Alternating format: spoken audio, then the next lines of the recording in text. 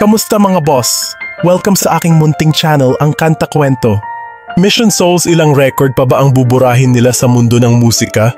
Yan nga ang isang tanong na naglalaro sa mga tagahanga ng family band na ito. Ano-ano ba ang natatala nila ngayon sa history ng music? Yan ang ating kwentuhan ngayon mga kakwento. Ngunit bago tayo mag-umpisa, kung bago ka dito sa ating channel, hihingin ko po muna ang inyong like at subscribe bilang suporta sa ating channel.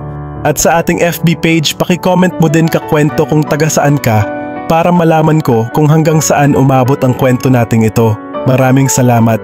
Una sa lahat, ang Missioned Souls pa lamang sa ating mundo ngayon ang buo at nagkakaisang pamilya dito sa mundo ng musika mula sa ina, ama at hanggang sa pinakabunsong anak. At mula nga ito sa kanilang murang edad, nakakamit nila ang tugtugang nagagawa ng mga professional na rock band. At nang kamakailan nga lang ang cover ng apat na magkakapatid na Highway Star ay nakamit na ang 1 million views nang wala pang isang buwan. Kaya naman masasabi ko na ang pamilyang ito ay isinilang talaga para sa musika.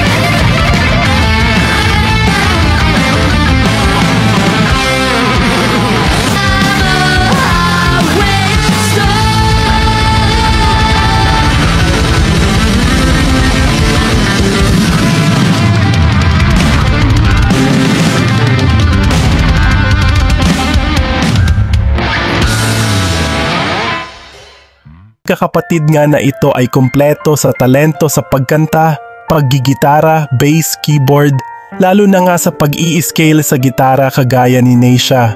Patuloy nga ang pagiging aktibo ng pamilyang ito at mas lalo pang nag-i-improve sa kanilang mga pinapakitang mga performance sa atin.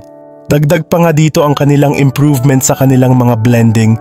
My Savior, though there is none like you, never cease to worship you. Oh, shout to the Lord, the earth, let us sing. Power and majesty, praise to the King.